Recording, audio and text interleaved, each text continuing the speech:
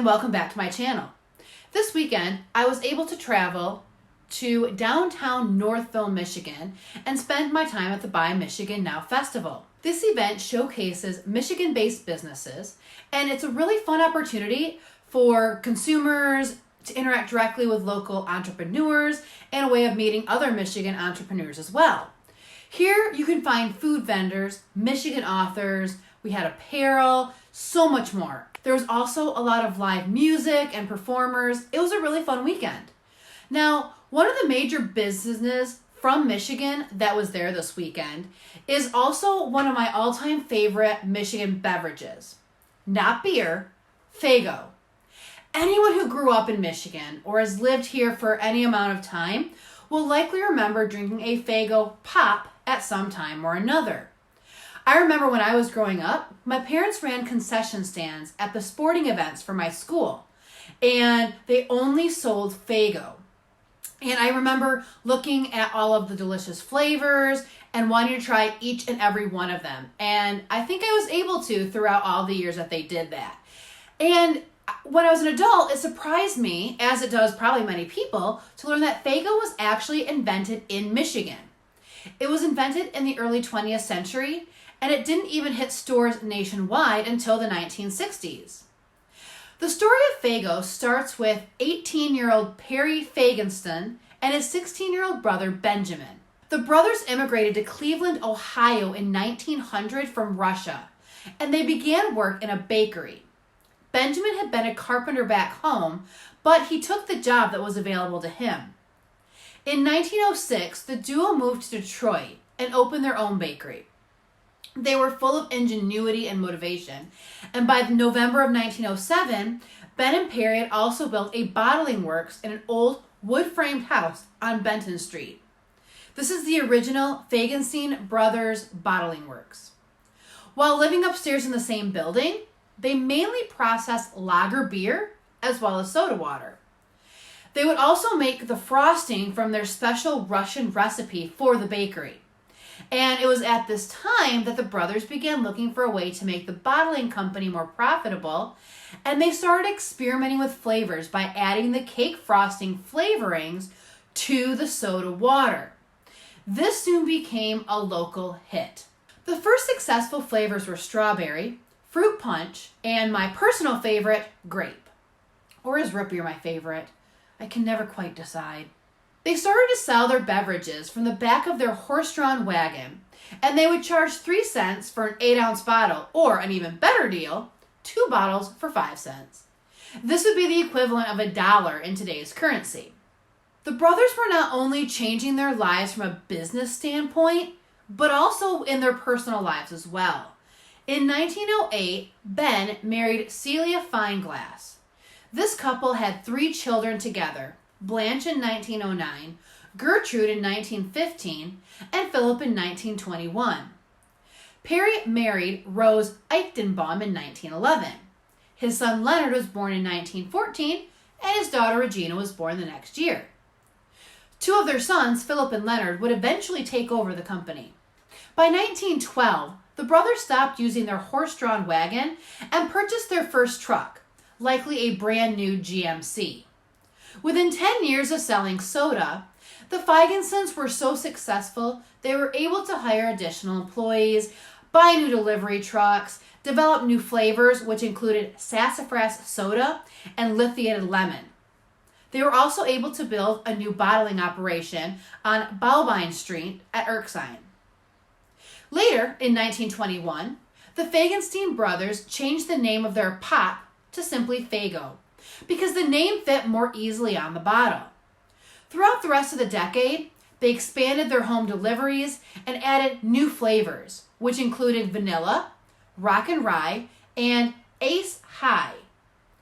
Interestingly enough, Faygo is credited with giving us the term pop instead of soda in Michigan and other Midwestern states after they invented the twist-off cap for their sodas. They called it pop because of the sound the cap made when it popped off the soda bottle. Detroit's population was booming in the 1930s, yet the Great Depression forced Faygo to lay off workers and cut production. In 1935, their Bobbin Street building was sold and torn down to make way for a new housing development. The brothers bought an old truck assembly plant on Gratiot Avenue for the new bottling plant where the company is still located today.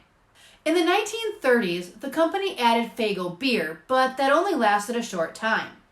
By 1939, the Faygo Brothers Company was incorporated and over 100 workers were employed. Growing, and growing. The 1940s brought new flavors, new bottle designs, a new logo, and a new refined root beer formula that would one day win awards. And they really do have good root beer. In 1948, Ben died at the age of 64. By the 1950s, Faygo was considered by most to be the most prominent globally independent soft drink firm, distributing over 2.5 million cases annually. In 1956, Faygo released a series of radio and animated television advertisements featuring a fictional cowboy, the Faygo Kid, and the villain, Black Bart. Jim Henson's The Muppets also produced a series of advertisements specifically for Faygo Strawberry. The 1960s brought even more changes and expansion. Because of the limited shelf life of the product, Faygo had been kept as a local product. Company chemists were able to install a filtration system to remove impurities from the manufacturing plant's water systems. The company decided to increase its regional popularity and became advertising, especially during the Detroit Tigers baseball games. The ads reached beyond their current market area, and not wanting to disappoint new customers, Faygo started to ship products to wholesale warehouses. The company was reorganized as Faygo Beverages in 1965 and is now owned by the National Beverage Company of Florida, a company that won its acclaim for quality nationwide.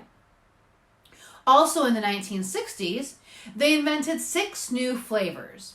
Strawberry became Red Pop, which is what it's now known as. Diet Faygo was introduced, and Faygo soda was sold in tin cans for the first time. The decade of the 1960s was not all good for the company. In 1961, Faygo launched a premium product, the Royal Hawaiian Pineapple Orange.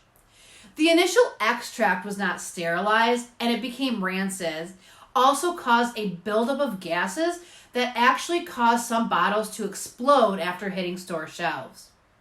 Also, Perry died in 1964 at the age of 81. In 1973, the Faygo Boat Song was released, an ad that featured everyday people enjoying the drink. During that decade, the company also released 2-quart bottles and produced vending machines to deliver their product. As early as 1998, Faygo was sold on its online store. Think I need to go order myself some Faygo. The new millennium allowed for more growth for Faygo. 2007 brought the company's 100th birthday. They celebrated with a new flavor, Centennial Soda, and held a contest for the new label, which was won by a 4th grade teacher from Ohio. In 2009, Faygo Root Beer was named one of the best root beers in the country by Bon Appetit magazine. They claimed it was dry and crisp with a frothy head, a good bite, and a long finish. In 2011, the Ohana line was added, non-carbonated beverages that included punches, iced tea, and lemonade. In 2014, new flavors were introduced, including candy apple, cotton candy, and the Faygo version of ginger ale, Faygo Gold. In 2017, Arctic Sun, a favorite flavor of the 1990s, which had been discontinued, was brought back, and the company celebrated its 110th birthday with a birthday cake float in America's Thanksgiving Day Parade. Today, the top 5 flavors out of 50 choices are cola, moon mist, orange, red pop, and of course root beer. Now, I've already shared that my favorite Faygo pop, since I've been a kid and continues to this day, is grape. What about you? What was your favorite Faygo flavor? Let me know in the comments below. Also, don't forget to like, subscribe, and ring that notification bell. Thank you so much for watching, and have a great day.